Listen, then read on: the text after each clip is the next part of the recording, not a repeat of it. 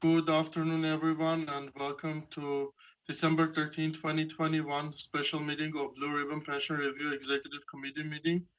To help us slow down the transmission of COVID-19 and protect the health and safety of the community, City Council as well as board and commission meetings will continue to be closed to the public for in-person attendance. The public is encouraged to watch and participate from the safety of their homes to practice social distancing. Meetings are broadcast live on Glendale TV, viewable on Spectrum Cable, Channel 6, and AT&T Uverse, Channel 99. Meetings are also streamed live in high definition on the city's webpage, glendaleca.gov/live, on youtube.com/myglendale, and on Apple TV, Roku, and Amazon Fire devices using free app called ScreenWave and choosing Glendale TV from the menu. For public comments and questions during the meeting, please call 818-937-8100. Public comments on a specific agenda item will be taken when that agenda item is discussed. And now I'm going to conduct a roll call. Executive Committee Member Michaels. Present. Executive Committee Member Finch. Here. Executive Committee Member Amirian. Here. Executive Committee Member Mulano. Here. Executive Committee Member Bain. Here. Next on the agenda, the agenda for the December 13, 2021 meeting of the special meeting of the Blue Ribbon Pension Review Committee Executive Committee meeting was posted on the bulletin wall outside of the City Hall on Friday, December 10, 2021. Next on the agenda, number 3, minutes. 3A, approve the minutes from November 9, 2021 Executive Committee meeting. Do I hear a motion? So moved. Second. I'll second. Committee members Michaels, Yes. committee members Finch, Yes. committee member Amirian, Yes. committee member Mulano, Yes. committee member Bain. Yes. Item number 4, business items. 4A, discussion of topics for future meetings. Okay. So I've done a lot of thinking and planning and to talk today about really 2 intertwined issues, 3 intertwined issues: schedule, the remaining meetings, and preparation of the report. So although they're all listed as separate agenda items, they're really all part of one ball of wax. So what I thought I would do is first lay out what I see as the potential timeline that I'm recommending, and assuming we buy into the timeline, work backwards to the sessions that remain. So with that, Luke's going to put this up. Hang on, I'm going to have to straighten out my screen to be able to see anything. Oh, come on.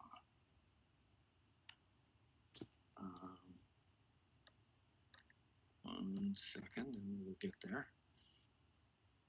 Okay. Luke, did you put it up?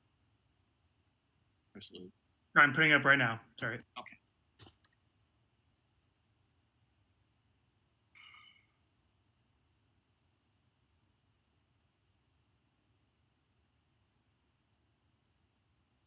If it's up, tell me.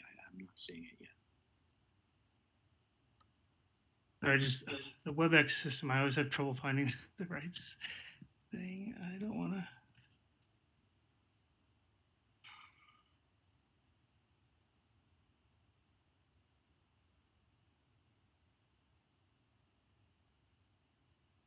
Oh, okay. Can people see this? It's a little small. If you can make it big, at least on my screen. Is that better? Yeah, much better. Everybody okay. see that? See that? Can people see that? Give me a thumbs up if you can.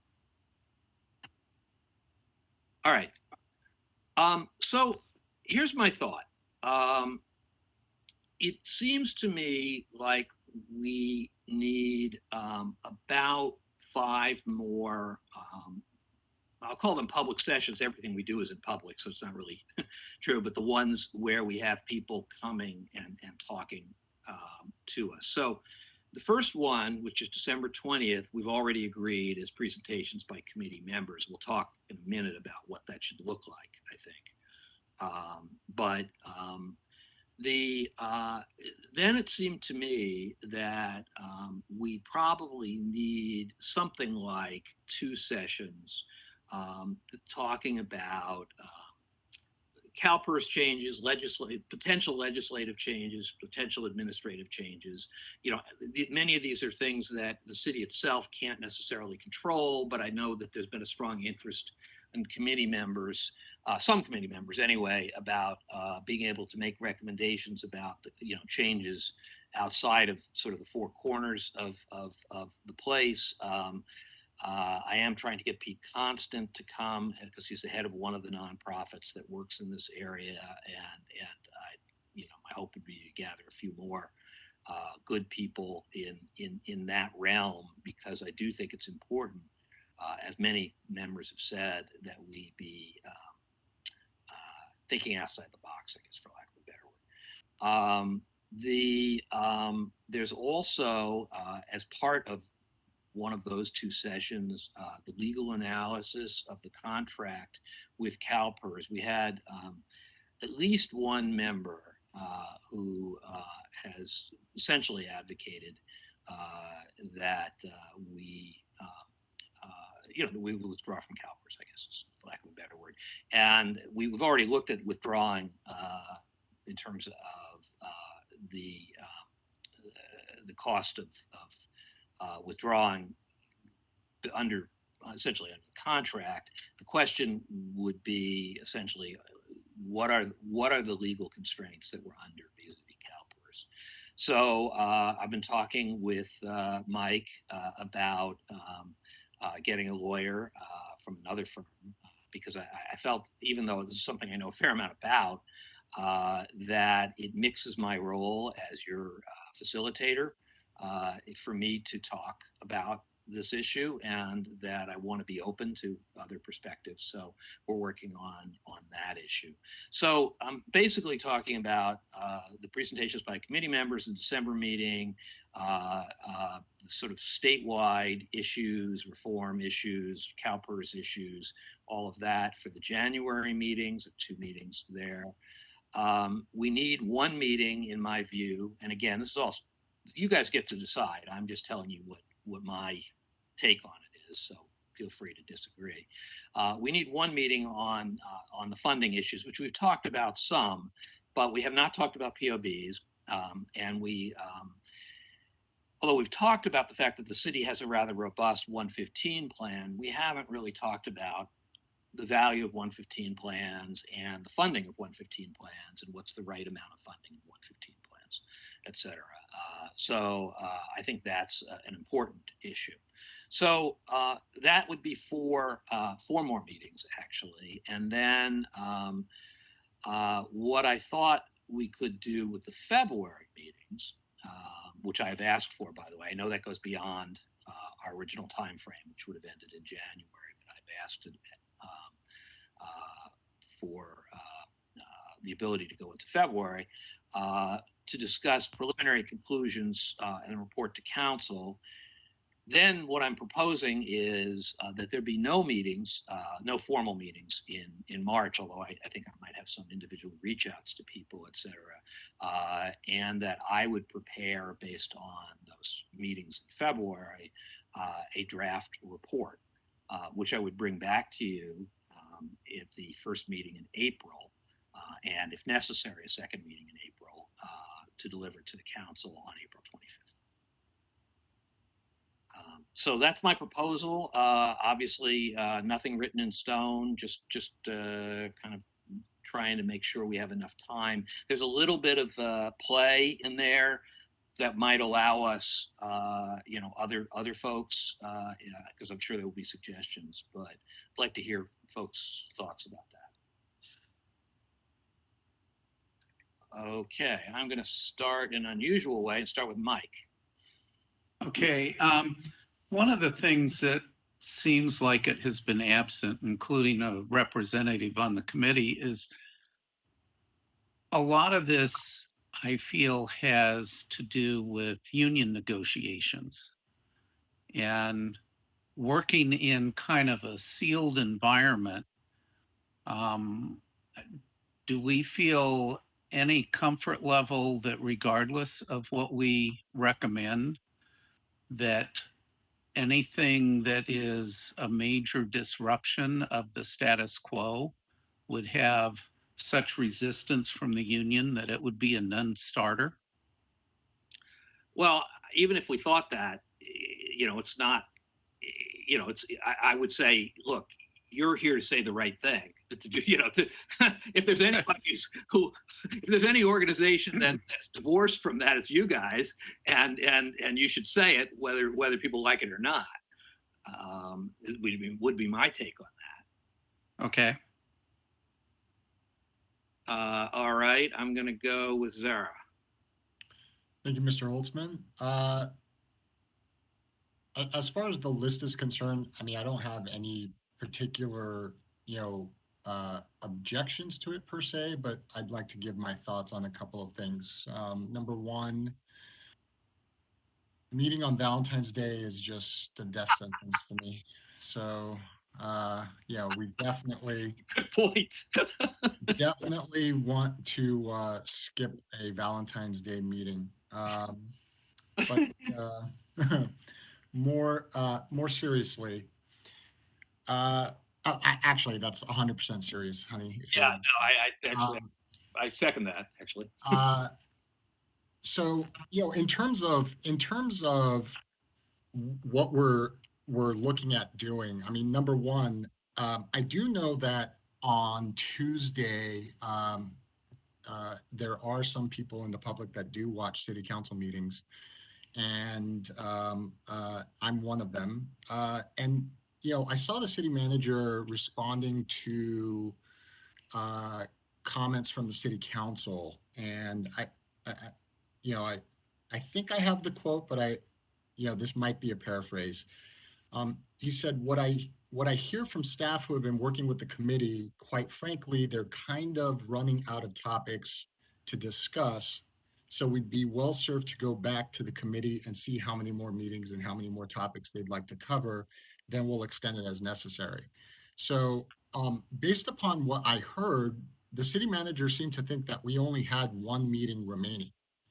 And so I think we would be well served using the city manager's own words to make it very clear what our timeline moving forward looks like so that there's no misunderstanding if we do need more meetings in order to properly complete the committee's work. Because if there's an impression, a misunderstanding uh, that the work that we're doing is somehow kind of petering out or coming to a close, or there aren't more topics to discuss, I think it would behoove our work to make that extremely clear to staff and the city manager so that that can be reported back to the city council and they can make an informed decision about how many more meetings we need and when we need to wrap up. Um, Having also said, kind of about the length, I have heard from some committee members, in just one-on-one conversations and observations, that they feel like, you know, um, maybe, we are kind of meandering off. So that it's an interesting um, thing that I've heard because I do feel like we haven't actually heard from many of the committee members who are on the committee. And so it might be a good idea to get a consensus of what the committee thinks earlier rather than later. Just to hear from committee members to see if they think we're moving in the right direction or not, or in what direction they'd like to move. I think that's an important step, and I think it's one that we should probably take earlier rather than later, is to hear directly from committee members, especially those committee members who we haven't heard from, to see what their thought process is. Because some of the things that you're suggesting, I think, in order to fulsomely cover what this committee was designed to do, should be discussed. But the reality is that the possible solutions, the universe of possible solutions that are realistic, are probably going to be more limited in scope than what the entire universe of potential options there are. And I think it would behoove us to hear from every committee member to see what their thought process is on that. Other than that, I'm open to the process that you've laid out, and I think that it's a good one that will, you know, fully complete our work. And I think we all need to remember, and this is the last thing I'll say on this.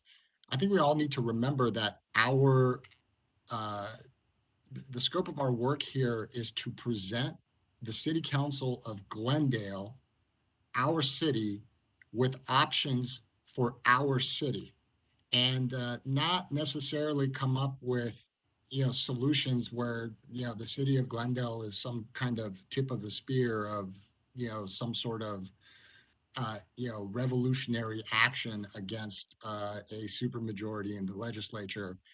Those just aren't realistic solutions that are going to go anywhere.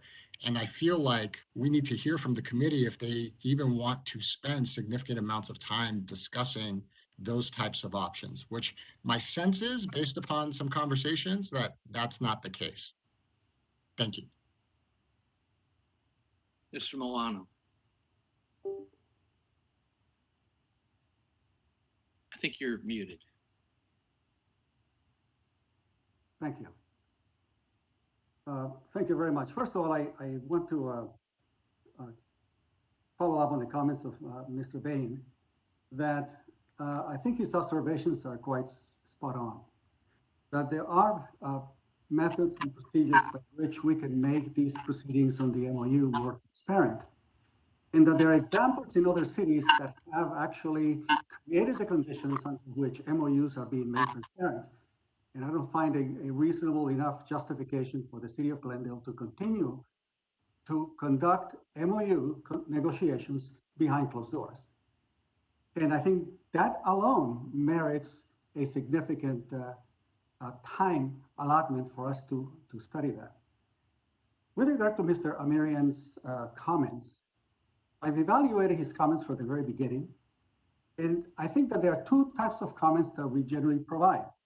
Procedural comments, as far as the time involved, what is going to be involved, the length of the time that we spend on each one. And then there are substantive issues having to do with what other models do we have? What is the impact on the operations of the city? Should expenditures be on payroll operational expenses be pushed off as long-term liabilities? These are substantial questions, and I would picture or infer Mr. Amirian's comments as being pushing for the meetings to be reduced, pushing for the hours to be restricted. A lot of 80% of his comments are on procedural grounds, very little on substantive grounds. And now he wants to make the claim that we pretty much are over and that the decision to basically close the number of meetings are really up to you, Mr. Holtzman. So I disagree vehemently on his presentations, the manner in which they are presented, the intent that I infer to restrict the many possibilities that we have to discuss this. And I just mentioned one of them. Employee payroll and benefits are operational expenses. Is it logical for any organization to consider these type of operational expenses to be long-term liabilities, especially long-term liabilities that increase rather than decrease? If we, for example, on the financial side, decide that we are going to do away with the unfunded liability, we discussed to some extent, what the annual cost would be if we want to get rid of this debt within 10 years. So maybe we need a review of that, understand what is the scope of the annual payments that we would have to make to get rid of this debt in 10 years, and what is going to be the impact on city operations and infrastructure. That alone, I would imagine, is 1 or 2 sessions just to give the public the level of impact of what that would mean. We also have these issues having to do with how the city council is being informed with regard to what is possible and not possible with regard to employee negotiations and hiring. And the significant number of claims that are being made that we cannot, if we don't maintain these types of benefits, that we cannot hire, that we have difficulty hiring police and so forth. I have data that possibly counteracts that. You know, we have a lot of employees who have their own family members in police and fire. So these are sons and relatives of others. If these positions were so hard to fill, right, I wonder what is the level of comparison that we have with regard to that. We have not discussed personnel practices. We have not discussed comparative payroll.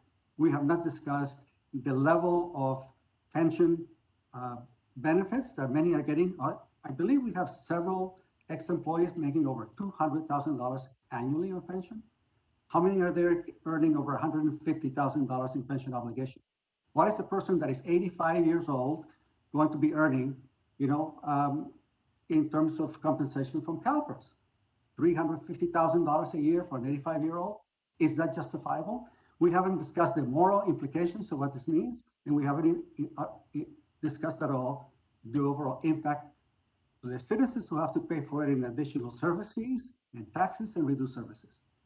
So we are far from it. And I believe that the issue of the number of meetings was discussed at the city council session, and maybe our deputy city manager can tell us a bit more clearly on what was decided on. Can he explain it for us, please? I'd be glad to answer the question, but honestly, I'm not really sure what exactly it is you're asking, Mr. Milano.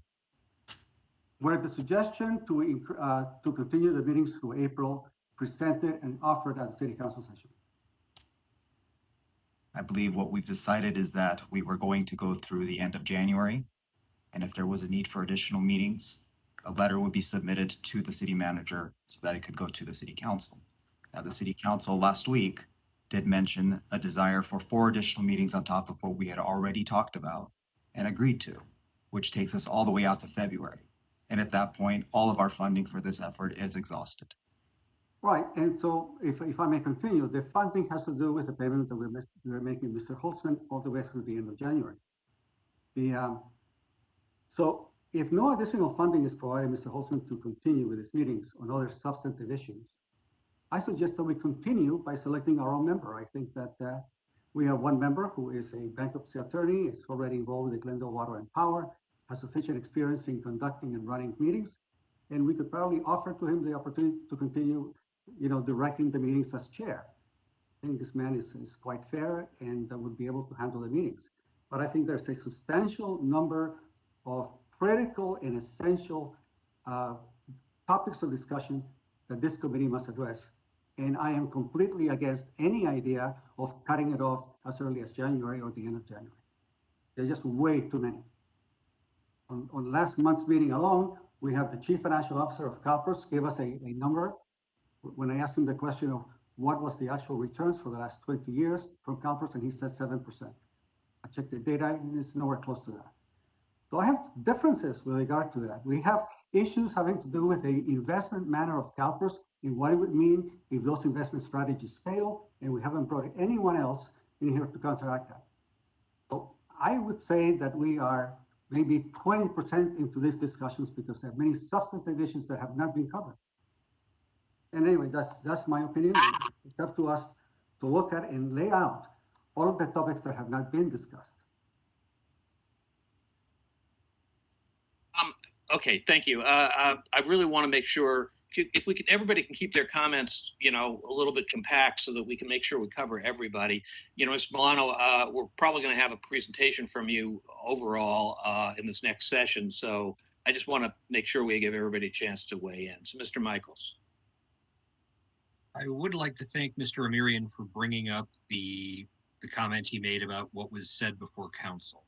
I also saw that and wanted to raise that as a concern at this meeting. As from our last executive committee meeting, we said we would finish the background, come back, have this meeting. And that's where I feel that we are.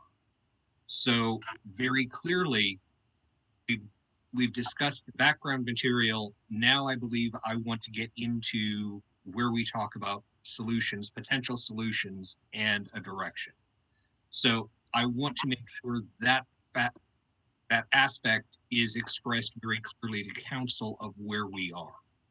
I had wanted to make sure that we as the executive committee report back our schedule to council so that they are aware prior to getting to when they're expecting a deadline or a conclusionary report for us to say, well, this is where we are now and we're not where you expect us to be.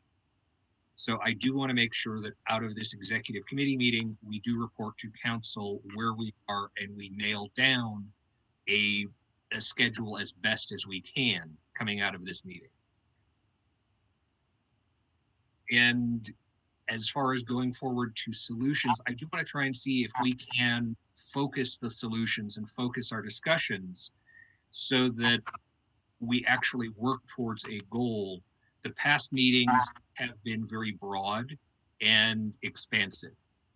So I'm looking to try and see if we can place on the agenda a goal or a solution that we are trying to get to, such as if we are going to discuss MOUs or discuss withdrawing from CalPERS.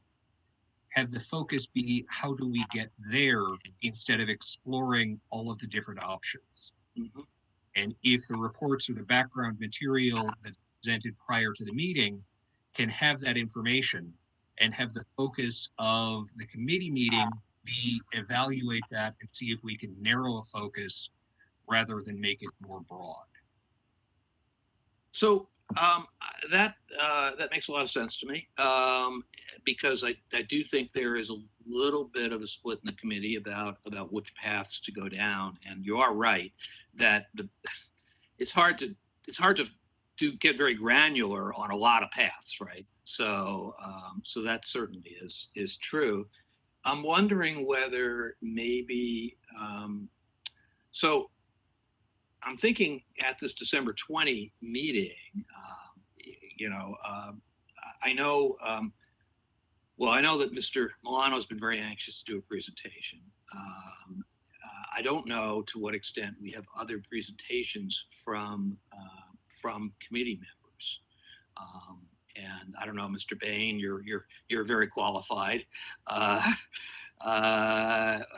Maybe if we, because the reason why I'm asking this is I'm thinking that we could do or we could do this in January for that matter, a whiteboard exercise where we list, you know, what possible solutions folks are interested in pursuing more deeply. So we could do that. It's a little chicken or egg because I've been trying to get some of the presentations on potential solutions out there so that people could make informed choices about what directions we're going in. So, but I'm very open to whatever you think is a better process. Well, and the last point I'd like to make with submissions or comments, requests for items to be placed on the agenda from the committee, I do want to formalize that process so that if someone does make a request for something to be placed on the agenda or submit documentation, that comes as an action item rather than just a note on the agenda of here's what was submitted. And I want to try and have this committee be what evaluates those future agendas. So I know I'll take the example from Mr. Kadikian, who requested information and was provided a very expansive documentation. And again, I use that as an example of something that was made to broaden the scope of a question without any attempt to try and narrow that down. So I want to try and formalize a process of how things get on the agenda, how they are treated and how they are discussed. So if we have a meeting for presentations, I would want to make sure that all of the committee members know that that is the type of meeting that's coming up well in advance and are able to request and have preparation to put those presentations together.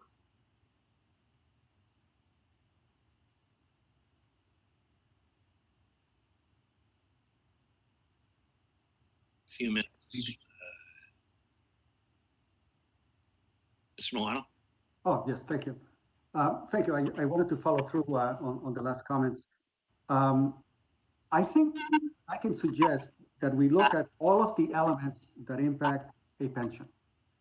So of all of the elements that impact a pension, we looked at the current structure and the current objectives of CalPERS. But we have not touched upon the other elements that impact the pension, and I think that we should answer that. If we were to create the conditions under which let's assume for a moment, theoretically, that we could take many of the elements of PEPRA and we could expand it as an option, and that we could reduce the pension obligation substantially through some other creative way. The city council could easily bypass that by just simply giving pay raises, right? Or changing the structure of the way the steps are made. So that if we don't look at how the MOUs impact the negotiations, impact the pension, we would be deficient in the proper answer to the city council. If we do not tackle the current overall payroll of the city and how it impacts the pensions, we will be deficient and derelict in addressing a critical issue, because pensions are based on that base pay that we provide.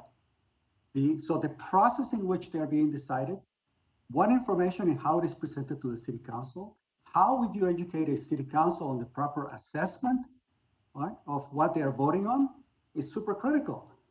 So we may be fixing only a portion of the problem, but we may not be addressing it for this city council and future city councils to have a tool set by which to make a proper decision. It is my contention that the decision made in 2001 was made in ignorance. And that was the purpose of why I provided and I requested the videos that have not been discussed during these sessions. And I think it is important. If the city council does not have the background, financially or historically with regard to pensions, if they don't understand the impact that it has on city services, then we would be incredibly derelict in not providing them what are the elements that are impacting the pension. And I think we only touch on 2 of those, and there are still several more removed. And we really should be addressing these future issues on all the elements that impact the pension. That's my follow-up on these comments. John? I just want to maybe chime in on Mr. Milano's points right now. I think, Mr. Milano, what you just described essentially is one of the recommendations that could come out from this particular committee.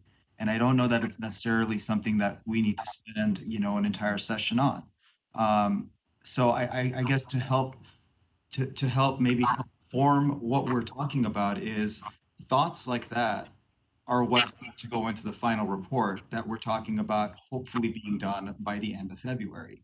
I don't know that what the expectation is a set of, templates that this committee puts together that is used to illustrate all of this to the city council the next time they're in a position to make a decision. Is that would that be a fair understanding of what you're describing, Mr. Milano? Am I still on? Okay. You are. I think that is pretty much along those lines. I think that if we take a look at best practices in other cities, what they have done to tackle the pension problem, what they have done to tackle what is considered best governmental practices, I think if we don't get to discuss those during our sessions, that we should at least include that in the report that says these issues still need to be studied, and make that as a suggestion for a continuation, at least for those members who are interested in looking at the substance of what led us to this problem. So yes, I'm in agreement. And if they can be presented as part of the report, that these other items, and I can make the list for you, should be considered in a further study of the problem that continues. I believe that a report that tells the city council, if we get to consider best practices in other cities and how they have tackled and managed or managed to get in the top list of the best run cities, financially that is, I think that would be helpful for them to have an assessment of that. Oftentimes they guide or they instruct the city staff to provide a report, usually a comparative report with other cities. I think that we should be able to do one independently that discusses how other cities handle pay and pensions and benefits and so forth, so that it can serve as a guide to the city council when they go out there to approve other MOUs. Yeah. Thank you.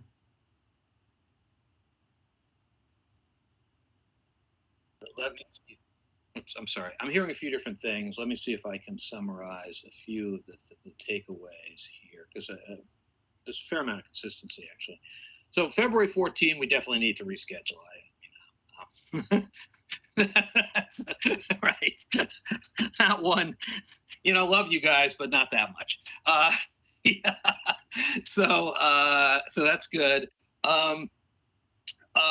Communication to council, I agree. And my thought, honestly, was I was going to communicate with council after I talked to you guys because I wanted to be able to give them a schedule and to show, what we're doing. I have to say, no criticism of the city manager, but I do disagree strongly with we're running out of topics to discuss. I think we could very easily discuss topics for a lot longer than is reasonable for the committee to go on. So I disagree with that. And I agree with Mr. Michael's point as well that one of the problems is we've been kind of broad general, and that we do need to begin to drill down. Although I will say part of that process I will help you do by drafting a draft report, which will give you things to bounce off of as well. So so hopefully that will help, or at least we'll talk about the bullet points that go into that draft report before they go in. So that will sharpen the discussion considerably.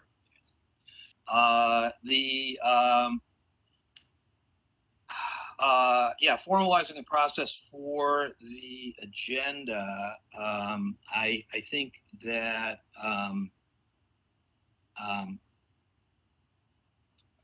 obviously that's partly what we're trying to do right now in terms of how we fill this in. Although I will say that there's a little bit of smush here still. I think that the challenge is that there are forks in the road here, and maybe we do need to vote on some of the forks in the road.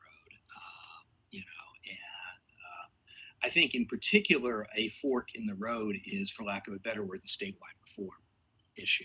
In other words, things that you as a city cannot on your own do, and whether that's something we want to cover or not. It doesn't make it irrelevant all the same, but I think that's a conversation I think that we probably need to have with the whole committee.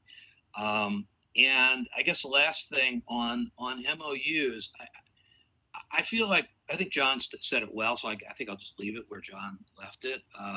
But I think I want to be careful that we're talking about processes, not about, I don't want to be, I don't think you should be, I certainly don't want to be a mini labor board where we're engaging in an analysis of, well, you should have agreed to this, you shouldn't have agreed to that. I'm concerned about that because one, that's sort of backward looking, but two, I do feel like that sort of takes us beyond what our original scope was. I think looked at, however, in the lens of, what are best practices, et cetera, as Mr. Milano said, I think, it's to me, that's fair game. But again, anyway, I just, that's, so, I do think, I mean, you know, it is clear that the MOUs obviously impact compensation, and I think that you know, having some discussion of how that works is important for the committee's understanding and for the committee's report. And I think we can squeeze that in here. I think we've got room to fit that into this. I guess one question would be, how do we want that presented? And by that I mean, you know, one of the problems with the presentation format is obviously that we have to find a person who is sort of the subject matter expert in this, which there's no shortage of, by the way, in this particular area. So I guess just a thought on what's the best way to create that. Is this, Matt, maybe something that you guys, you know, want to talk about how the relationships work between pensionability, et cetera? I mean, there is that, but then I guess to some extent, there's also probably a desire to look at, as Mr. Milano said, you know, best practices. Everything I've heard, to be honest, you know, Mr. Milano, you mentioned, for example, comparability studies. I know that the city does do comparability studies. So I don't know, Matt, I'd just like to hear your thoughts on it. Committee members, I'll remind you, I'm available for one more meeting. I'll be here on December 20th. Beyond that, I can't, you know, comment on what will happen in the future. But I'd be happy to at least go over the you know, the process as it's been done for many years in this organization, which isn't going to be terribly different from how every other public agency engages in its negotiations. You know, it's a very clear process of you know, meeting and conferring, getting appropriate authority from our elected officials in the closed session format, which is provided for under California labor law. And then, you know, once that process is completed, voting for it in open session and reporting out. But again, I'd be happy to you know, answer any questions or address that process prior to my departure from this organization. I think that would be, I'm sorry, Mr. Bain. You're muted. There we go. One of the things tying into running out of topics and scheduling more sessions, I think it's important to try and limit the amount of time that our speakers have. I think that, you know, these are subject matter experts and they're imparting their wisdom to us, and this is their life and they love it. And I appreciate all of that. But at the same time, we're looking at a big picture, an overview, and trying to make recommendations. And the more topics and the more ideas that we can get presented, the better off we are to say, hey, we want to drill down on this topic or these 3 topics, and not just be limited by, you know, we've got another 4 or 5 sessions of presentations and we listen and we don't even have time to discuss by the time we're done.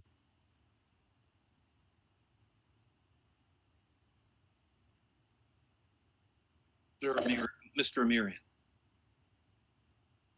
Yes, thank you.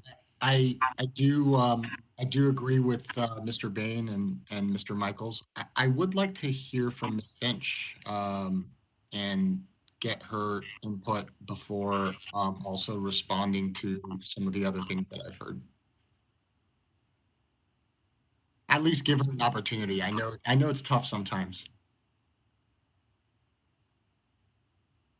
That mean I'm up? You are.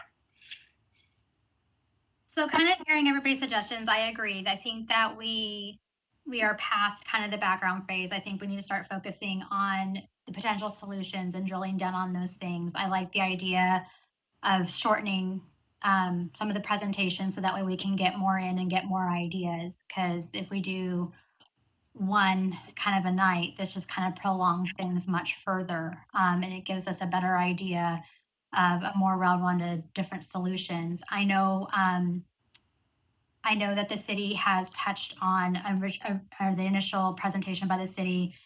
They kind of went through kind of what we're doing, this far, like how everything's been, as far as the employee costs or the employer costs and setting up the 115 trust. But I don't think much discussion has gone through or has happened yet on what that plan is for the trust. From different information that I've heard of the 115 trust, that's an option that is used by, I think, quite a few agencies to address the unfunded liability pension costs. And so I'd be curious as to see what the actual plan is for the money that the city has put into their trust and going forward. I know that I think that it continues to build, but I mean, are they going to, are they using it to do when the costs get so high, would they use the trust to kind of flatten that out a little bit so that way they can kind of control the cost? I mean, whatever it might be, I don't think that that's really been discussed yet by the city of what that plan is for that money, if there is a plan. I know that they've, put that into place, and I think that is a great idea from other things that I'm hearing about other agencies and what they're doing. So I would be curious, or I would like actually for the city to come back with another presentation on what their plan is specifically for that trust.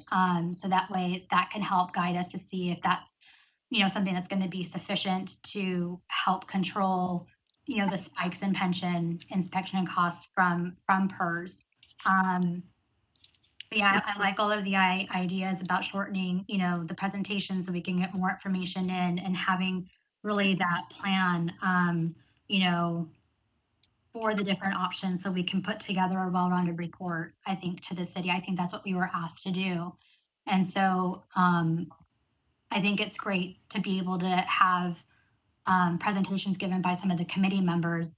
But I think those should also be, we want to get, hear from as many as possible. And I know not all speak, or not where, sure where some of them sit at this point, or if they have additional questions. I don't know if there's a way to incorporate some of that to go, are there outstanding things, from the committee members? I mean, we're kind of asked about the direction that we want to go. And I like the idea of kind of more formalizing, recommendations by the other committee members that come forward instead of notes like agendized, that we can talk about them to make sure that we are, hearing out our other committee members to make sure that we're, reaching as many concerns of those as possible.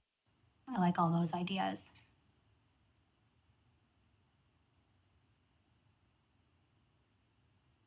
Thanks, Allison. Sure. Mr. Amirian, and then Mr. Thank you. Michaels.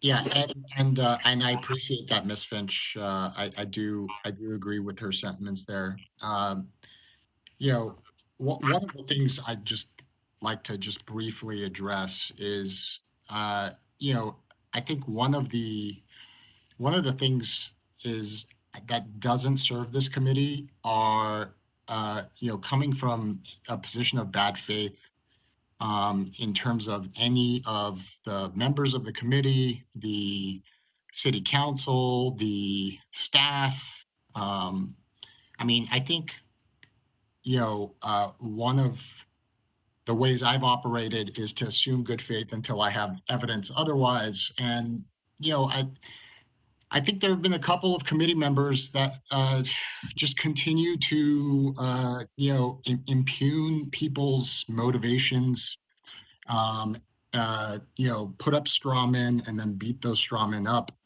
And quite frankly, I think it is one of the reasons why we're, in midway through December and still discussing, how long presentation should be. And so really, I think, coming out of this should be a focus of what's going to happen in our next meeting, which is our last meeting of the year. As Mr. Taftalian said, there are two more meetings that the city, expected, and that they're willing to have 2 more meetings before funding runs out. And so what I'm hearing is that if we are to decide that we do need more meetings past February, we have to come up with a compelling reason why that should be the case. Now, Mr. Holtzman, I think that you have laid out a roadmap that I quite frankly think is reasonable and can be compelling, and I would be willing to support. But obviously, the decision makers are, the city council in terms of whether or not they're willing to accept that and whether or not they're willing to accept the costs associated with that. Not only your costs, but also the the opportunity costs of the time of staff in order to run these meetings. The suggestion that we continue the meetings without your facilitation, for me personally, is a non-starter. I think, if committee members want to suggest another committee following up this committee's work, for topics that they feel were not covered or were not reached, that's fine. I think they can make those suggestions to their city council members, and what comes of it may. But I think one of the things that I've realized in participating in these meetings is that your breadth of experience and expertise on this matter are really going to help, almost like a magnifying glass, magnifying sunlight, help focus the information and the decisions and the options facing the city of Glendale specifically into a um, well written, well thought out report. And I'm not really my feeling is there aren't very many members of this committee that are I don't want to say qualified, but willing to put in the time and effort in order to put together a report of the caliber that I think is necessary in order to represent the expectations of what the city council wanted when they formed this committee. So the idea of continuing meetings without, without your facilitation, I think is a non-starter for me. And I think the next meeting, in terms of any presentations by members, I mean, we should find out what members want to present, and then we should have a pretty hard time limit in terms of, how long those presentations take place. And, and I do feel as the facilitator, you have erred on the side of being extremely, extremely hands-off in terms of stopping conversations that might meander outside of the scope of what's being discussed at the moment. But I do think if we are moving forward, and especially if you are to convince, the city council to have more meetings, and also really the committee members to participate in more meetings, because I've been hearing rumblings of committee members that aren't sure what they're doing here. I think it's important that you have a little bit of a firmer hand in terms of, stopping conversations that are outside of the scope of what is being discussed at the moment. And you know what? That is procedural, but it's unfortunate that we're still here in December talking about procedure. There's a reason for that. So I think in the next meeting, I'm fine with hearing from reports from other members or presentations from other members, but I think we do need to get the feedback of all of the committee members. As Ms. Finch mentioned, have a clear understanding if there are, what the expectations are of the remaining committee members. Are they willing to participate past the time that they were told that they were going to be participating? For example, I am willing to participate until the end of April in your timeline, but there are committee members, I'll tell you, that I know for a fact are not. And so that needs to be explored before we make a decision as a committee that we're going to recommend the extension of a committee beyond the time that is being volunteered by the members of the committee. I do support your timeline. I'm willing to go to bat for it, as it were. But I think those two things need to happen for sure. Thank you. Mr. Michaels, I think it was next in line. I think you're also muted.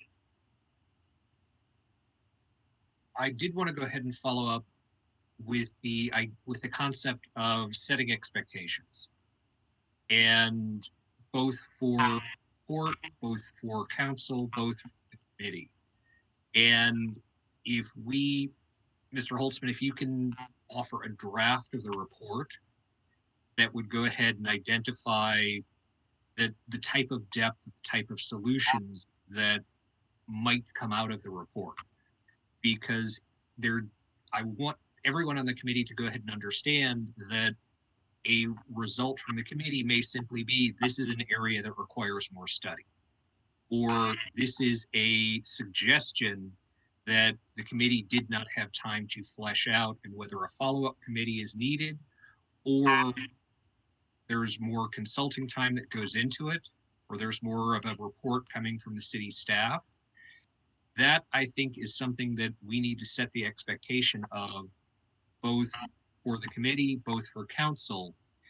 And getting to that, I might recommend the next 2 meetings be for the committee members to go ahead and discuss their ideas, and to have information responded from staff, not necessarily from outside subject matter experts, but to get the opinion of the city staff and get a direction of, should we bring in an outside expert, and what is the exact focus of their topics?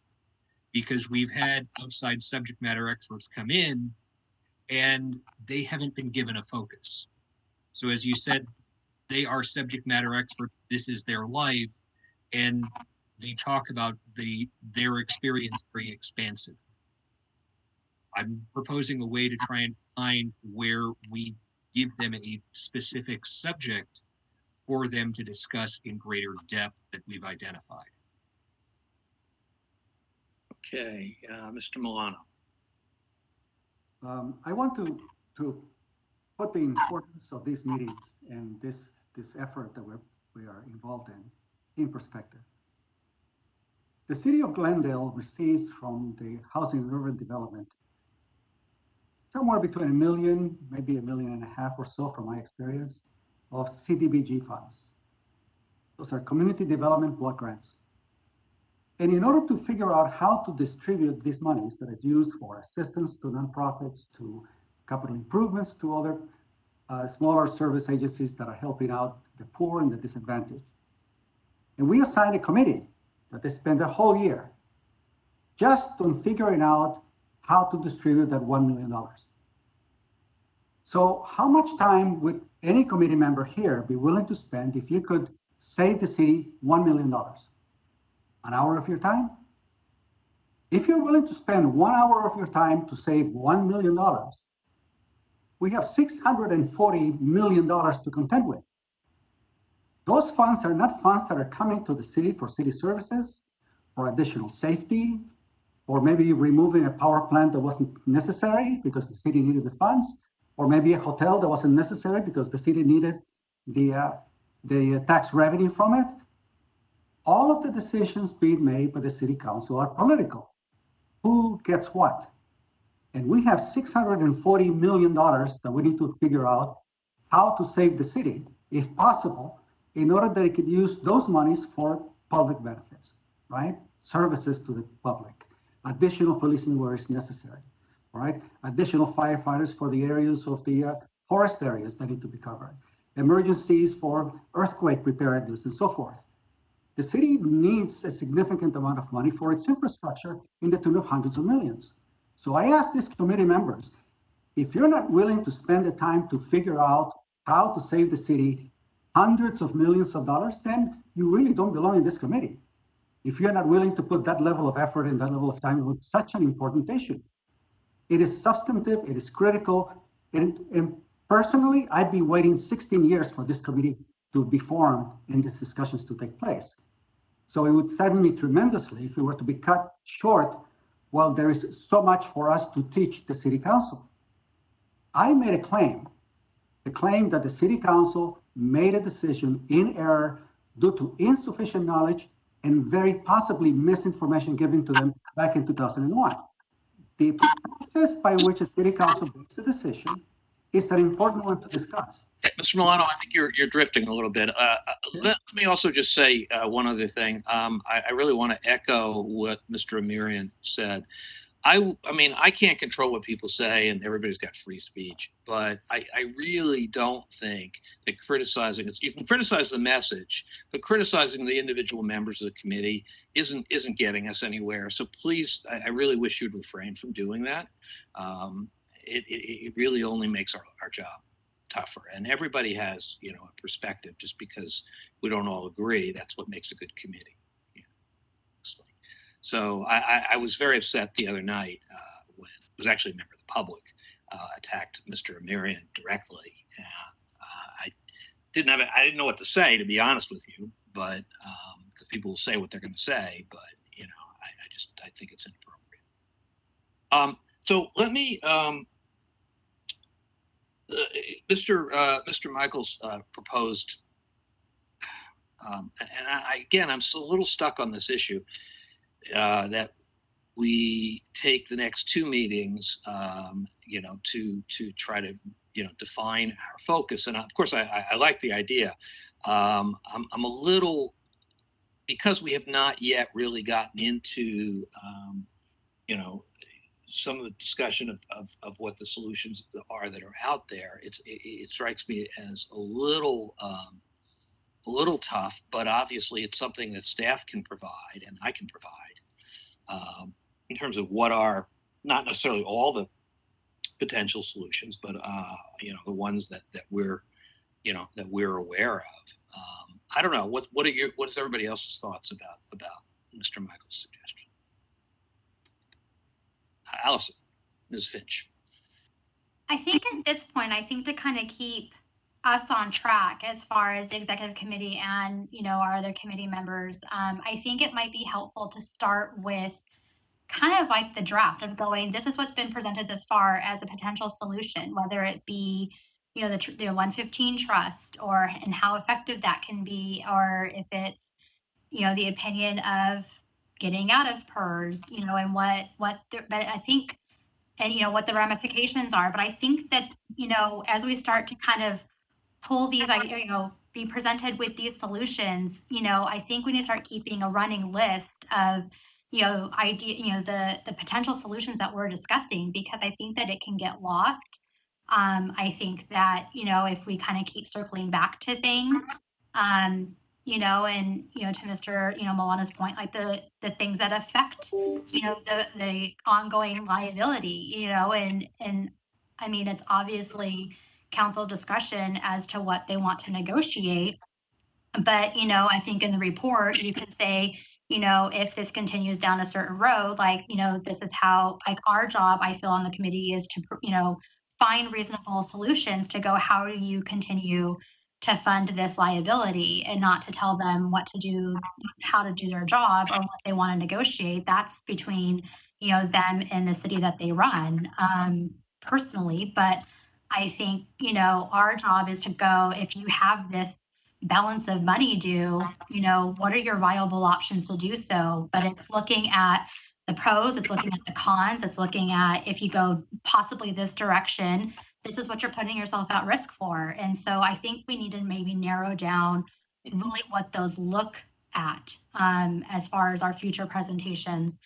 I think would really be helpful. But I think starting to document what we reviewed or what's been thrown, as suggestions or recommendations or options, so that way it kind of keeps us on track of what we're talking about, I think would be helpful for all committee members. And maybe just circle back with, some of the ones that are more, quiet, and just, kind of, I know I'm pretty quiet on this committee, and you guys, ask for my opinion.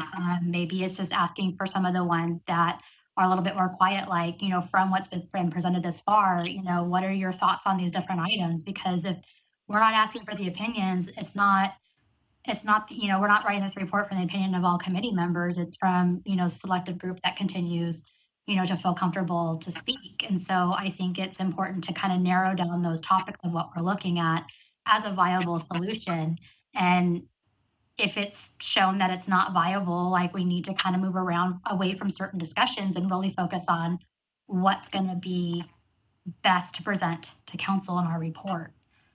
Instead of circling back on all these topics and go, well, what about this one again? Or we talked about this one, and really start focusing and narrowing that down. Because you're right, this committee can go on, forever. We can keep circling back, and that doesn't really get us anywhere. But to have that plan in place and going, start really, either adding things to the list or crossing them off as we go. I think we need to really start focusing on what that solutions list looks like. So I have an idea. Let me trot this out. I can't be ready by December 20th because I have a family vacation. But I could put together a bullet point, set of things I'm thinking about, frankly, because part of it is, and I realize this is hard, because there are things I'm seeing in the data and things like that that aren't even being brought out, but I'll give you an example. The biggest, beyond the question of how do you, quote, solve the problem, the biggest question that the city really faces in a lot of respects is how big is the problem? And that is not without debate. I don't know if you noticed, but CalPERS's chart of what your rates are going to go to is very different from the chart that we got from Bartel and Associates. And I have a pretty good idea, I know why. But it appears that there are a couple of things involved. One is, of course, CalPERS is assuming their 6.8 rate all the way through a discount rate, whereas Bartel is assuming that rate's going to drop. So, the second thing is Bartel's work was done a year ago. CalPERS made 21% last year. So it affects the curves. And so, so there are things that I have a pretty good idea that we need to drill down on. Like that. And again, that's not even a solution. But I think the report will have to define the problem in addition to defining the solution, right? Because otherwise it doesn't make that much sense. And there's a pretty healthy debate in my mind about what that problem looks like. To be clear, the Bartel numbers suggest the city will ultimately be paying about 20% of wage more than they're currently paying as their rate. And that will go on, that will peak in about 10 years. The CalPERS chart has us peaking in the next 2 years, and basically doesn't have the rates going up above that. So, putting aside even the solutions for a minute, there's a very healthy debate to be had and to drill down on what does the committee ultimately think. I won't say is right, but what this is all, of course, depends on a lot of things, right? And we know that, but I think explaining that there is a range of risk here, and that the high end of the risk is something that is very. Hang on just 1 second. I'll call on you. That's very significant in terms of cost for the city. On the low end of the risk, you just be stuck at your already very high rates for a while. And then, okay, so I'm sorry with that, Mr. Bain.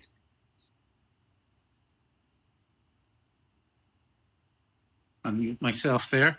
Are you open to, I would like to send you something, which I think I can send you, can't just send the committee, right? Yes. Okay. Because you're on to, I think, a very important topic that is very actuarial in nature. Yes.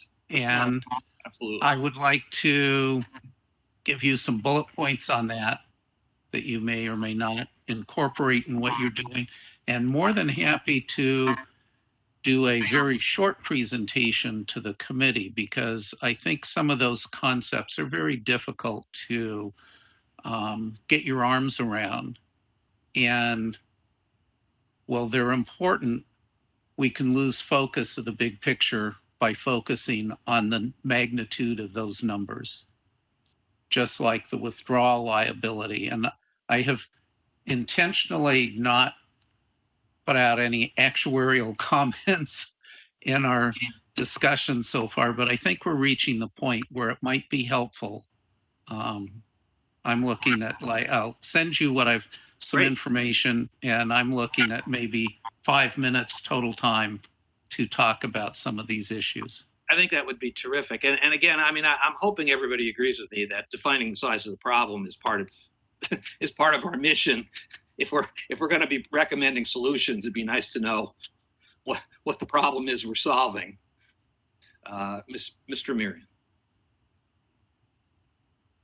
And I very much appreciate Mr. Bain willing to make a short presentation on that. I'd be very curious to hear his insights and thoughts on that. And Mr. Waltzman, the idea of you putting together like bullet points or kind of almost a summary of what your thoughts are in terms of the scope of the problem facing the city of Glendale, what viable solutions are in your thoughts, and maybe doing that, obviously not for the next meeting, but maybe the meeting after that, I think would be extremely helpful, because we also have to take into consideration the possibility that the city council will not be willing to extend us all the way out into April. And so that we may be just given the time constraints that would be imposed upon us,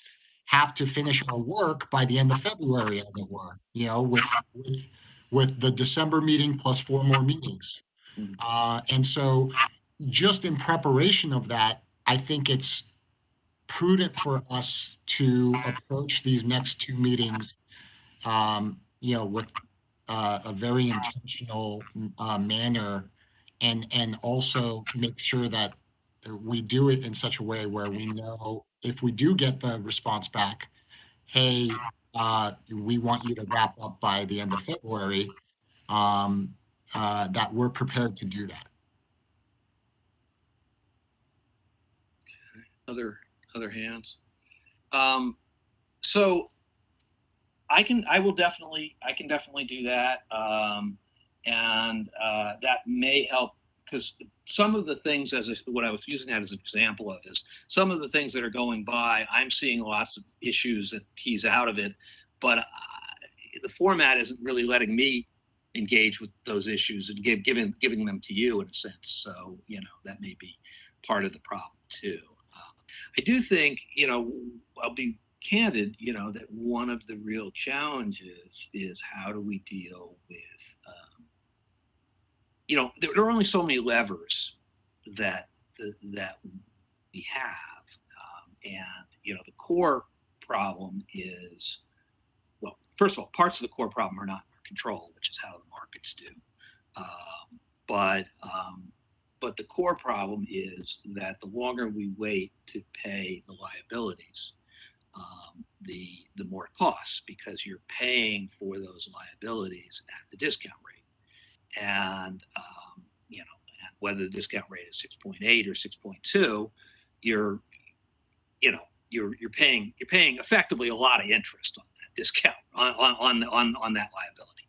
And so, there are solutions in that realm. I did. Ms. Finch and I were at the conference together, and we weren't there together. We met there, and we were talking about, there was a very good presentation on the not just what 115 plans are, but the value of putting more money in them, et cetera. I think that is a point, something that I want to be able to get across. One of the things, I'll tell you honestly, some of these things, even as long as I have worked in the pension area, I don't fully know the answers to. I'll give you a good example. The CalPERS, we learned actually last week, is assuming a salary increase rate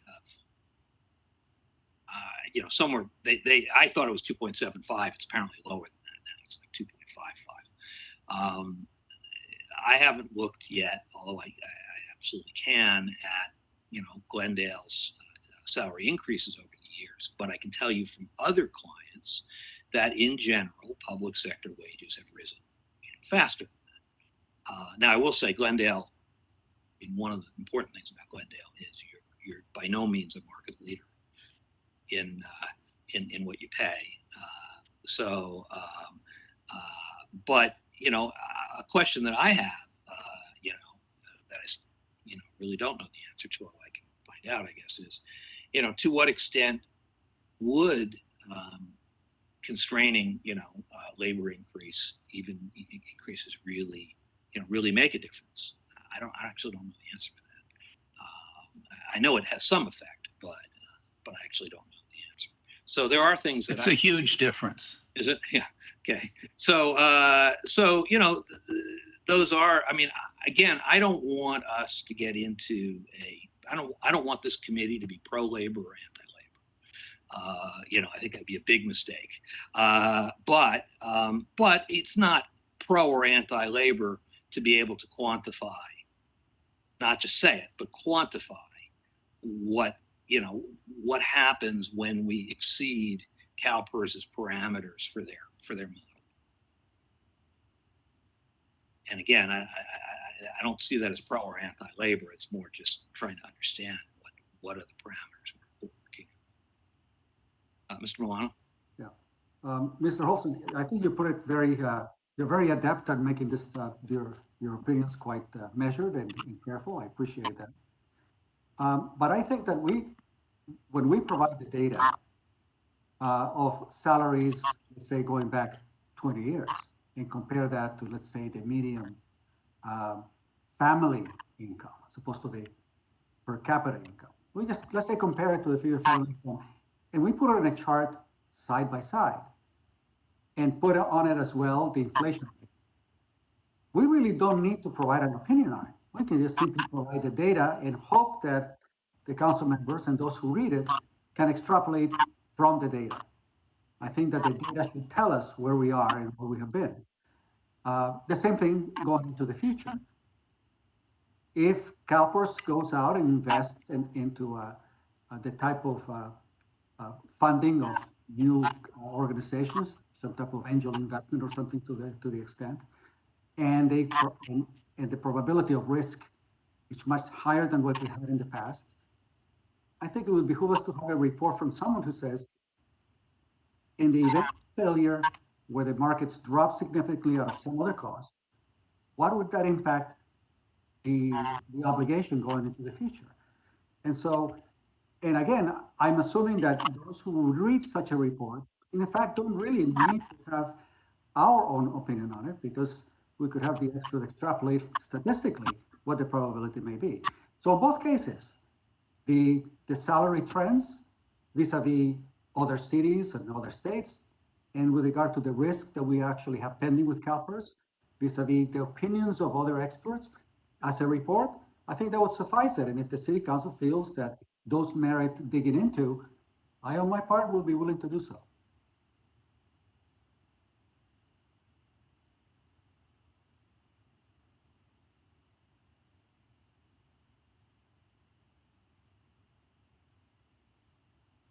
You're muted, John.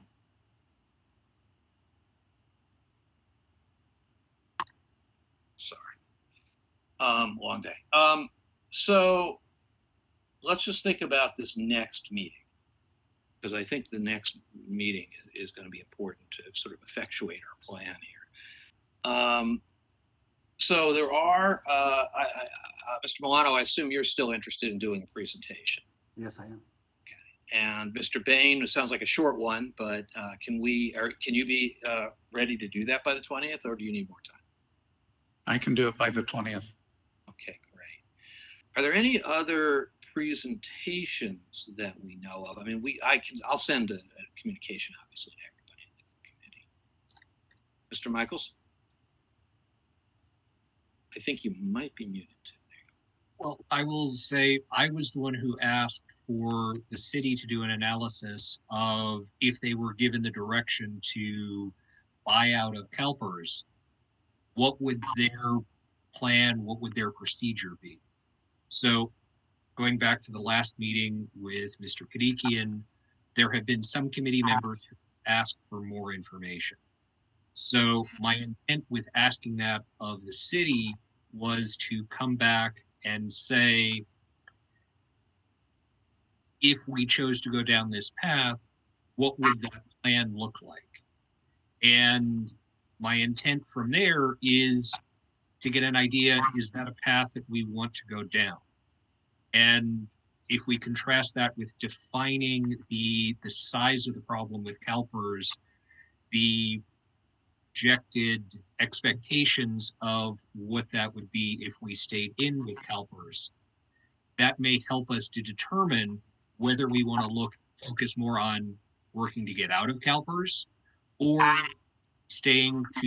working to stay in CalPERS and pay down the debt in a different way. So that's my intent of trying to explore the option, get to a conclusion so that we pick a direction to go deeper. That makes sense. So Jason, I assume you're probably now in Michelle's shoes here. Is that? Let's see where he is. There he is. That is correct. I apologize. I had lost audio in the last couple of minutes. No problem. I missed the last. So I'll summarize it. So one of the questions, we all know that the withdrawal liability number is a big number. But what the committee doesn't know, I don't know, maybe Mr. Michaels, you might want to explain it, but basically we don't know, hey, well, but in the scope of what, right? Is that a doable number? What would you do to do that number? I think did I state that correctly, Mr. Michaels? Yes, just to rephrase and put it simply, I was looking to see if the city were given, or if city council gave the direction, we want to terminate CalPERS, what would your plan, what would the city's plan look like? And then we have, what would the actuarial plan from CalPERS to stay in? How would the pension trust factor into things?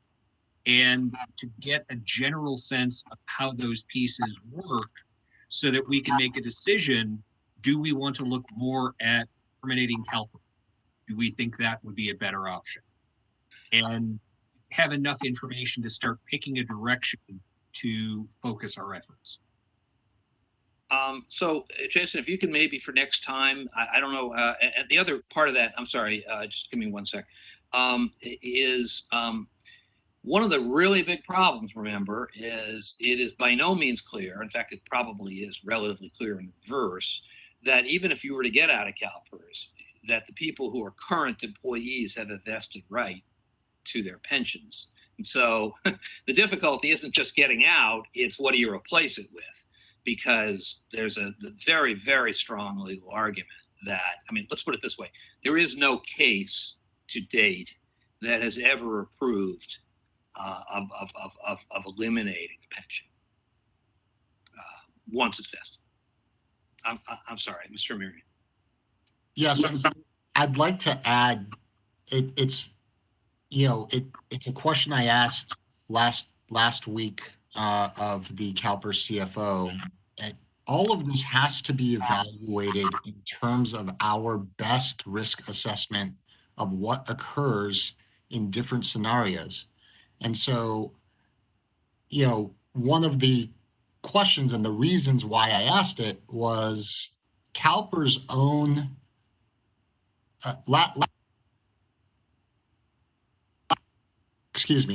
CalPERS' own research when they were choosing which of those investment options to go with presented scenarios of what would happen what were the chances of a majority of the municipalities falling under a 50% funded mark?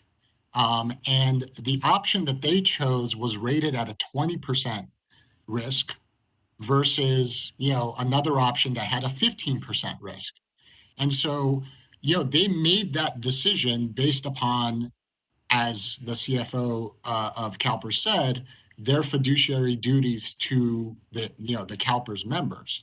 Well, any assessment that we need to make has to look at what the risks are. Are the risks are those downside risks? First of all, is that number really 20% for the city of Glendale? I doubt it. I think it's probably much lower.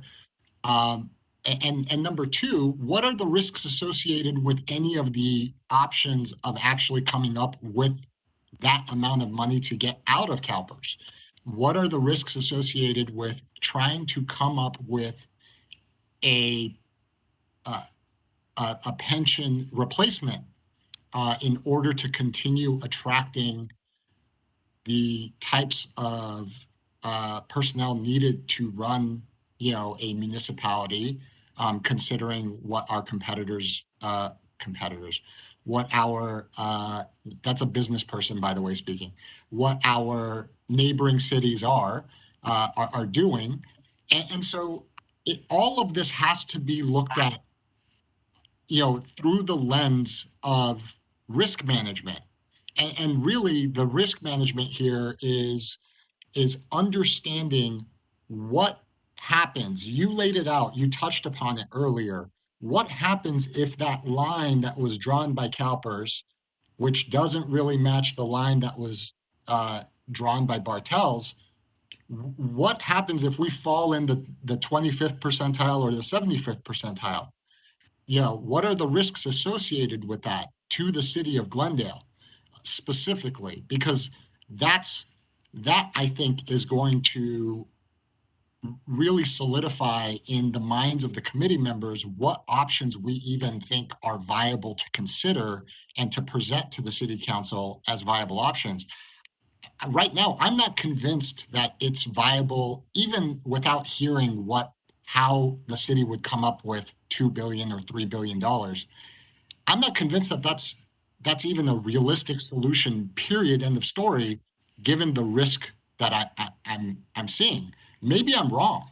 Yeah. Maybe there's information out there that there is a really high risk and that, will fall under a 50%, unfunded liability. And then the city of Glendale will death spiral like other cities have, and we'll have to declare bankruptcy or something. But everything needs to be looked at through the lens of risk. John's raising his hand. Thank you, Mr. Holtzman. So if I can just try to maybe help frame what I'm hearing from a number of different committee members then, perhaps for the 20th, and it would depend on our ability to get somebody to participate in a meeting. It sounds like there's 3 different topics that have some interplay here.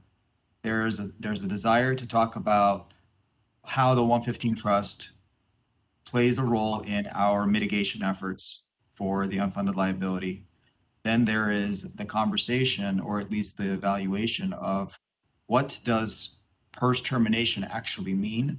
And then if we decided that we were going down that path, what is the cost and what's the plan moving forward to fund that cost? And that's where we really get into the big ticket item of pension obligation bonds. Those 3 or 4 topics are a pretty hefty night. It will take up the entire night, and it does weave in quite a bit of what Mr. Amirian was talking about if we start talking about the risk factor as well. If we can agree to maybe commit one night just for that, I think that probably jumpstarts the rest of this conversation kind of moving forward into what the potential solutions are, which ones we're going to focus on, which ones we're not. Couple that with your outline, Mr. Holtzman, that we discussed earlier, and I think we begin to see a little bit of a light at the end of this tunnel. So yeah, I think the question, I'm just thinking timing here, because we do have a few presentations by members. it could go either direction, right? If we have the people for the 115, I mean, we've talked.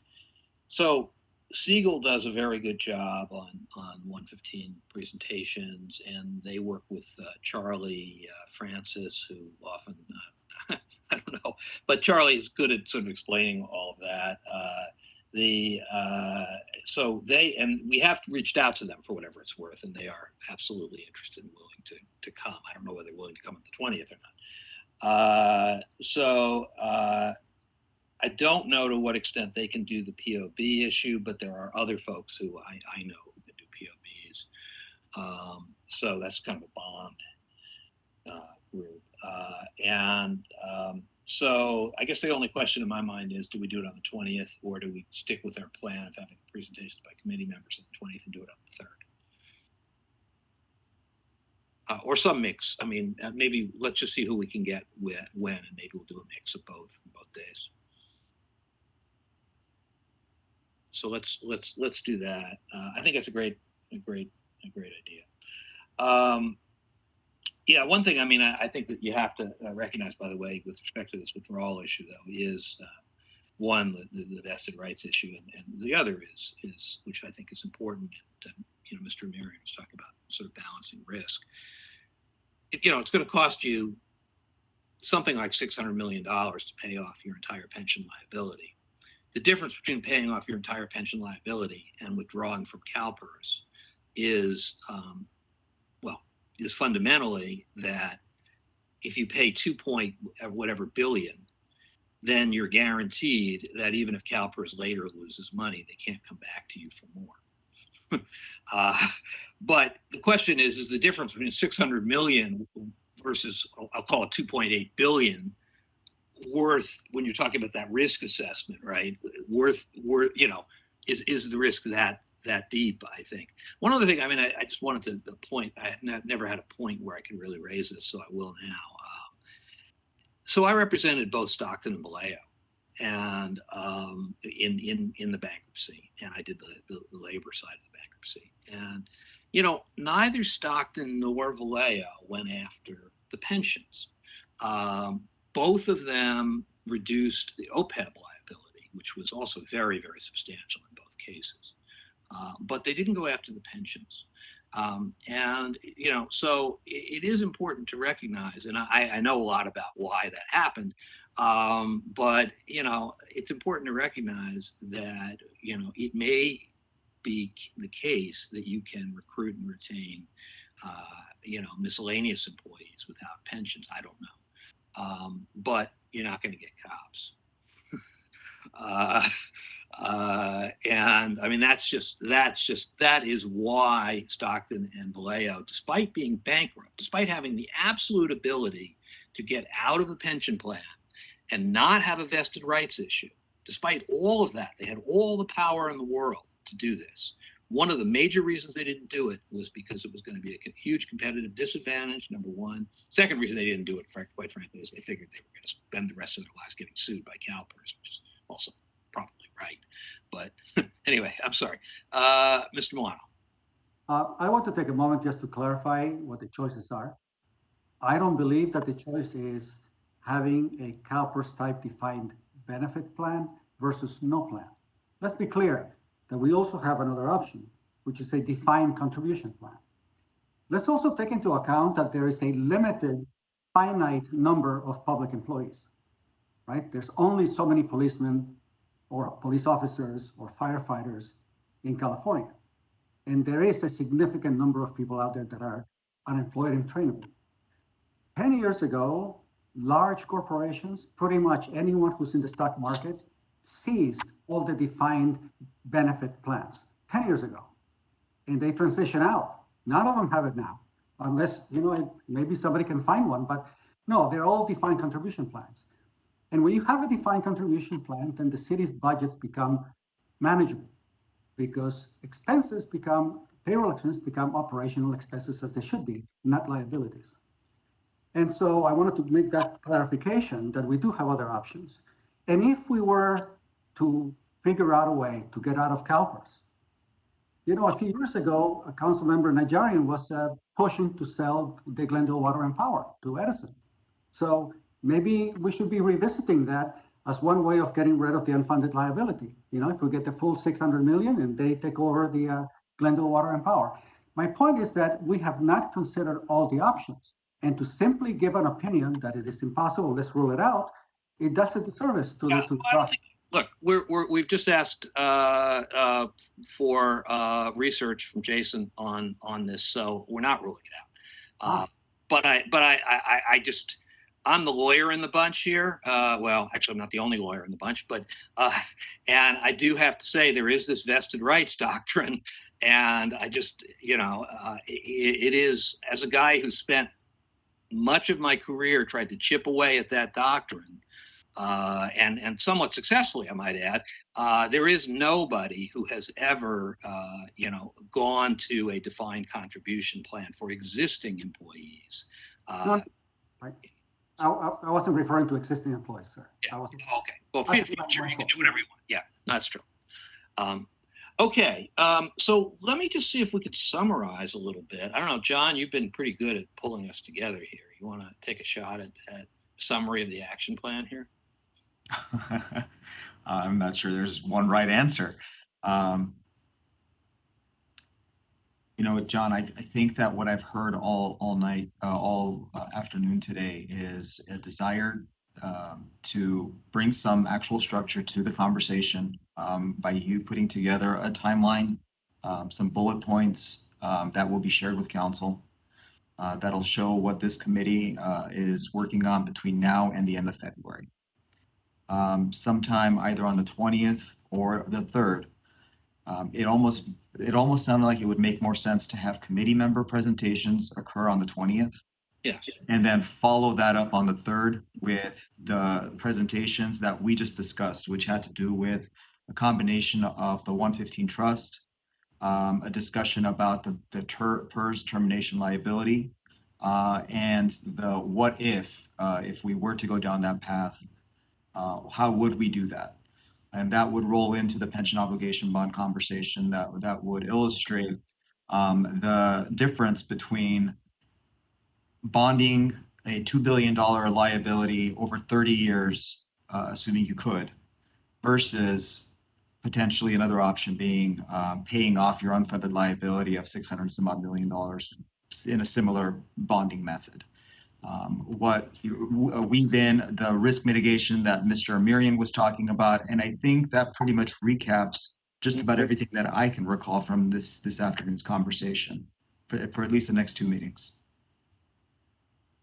So okay, so I think what we do is this one, Mr. Milano, Mr. Bain, the withdrawal liability, which would be sort of Jason and staff, versus, as you just mentioned, I won't go through the whole thing again. For this next session, and I would add for the next session that I do want to run by this timeline for folks, because I think, as Mr. Amirian pointed out, we can't assume that everybody is willing to stick with us. So I do want to hear from folks, I think, and get a buy-in to the timeline. Does that make sense? And then in January, we have a couple of different things. Then we'll have, but one of the things will be my bullet points in January, in the first meeting in January. So does that more or less summarize where we are? So just to set expectations, I'd like to limit the presentations by members to 20 minutes, I think. Does that seem fair to everybody? Yeah. Mr. Bain, I know I'm not too worried. You're not going to, I know what you're going to say is, yeah, you're not even going to go 10, but well, we'll see. I'm sorry, you're muted. You're muted. For me. Okay. All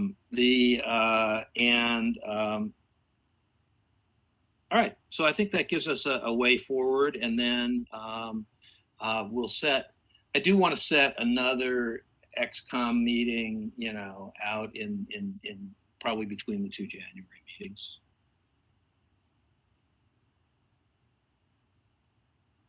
Yeah, I think that's a good idea. And maybe it might, just depending on how, what feedback we get, because again, at some point, you know, the rubber needs to meet the road with council's decision in terms of what's going to happen with the committee. That might necessitate, maybe an extra executive committee meeting here or there, but I think to discuss exactly what the end, roadmap looks like. But, I think we can cross that road after we get some feedback from the city council. Okay, that sounds great. All right, everybody. Thank you very much. See you next week. Motion to adjourn? Sorry about that. No worries. Do I hear a second? Second. Vlad? I think we put him to sleep. I don't think we need a, I apologize. I was having connection problems, and we are adjourned at 4:55 p.m. All right, thank you very much. Thank you very much. Have a great night.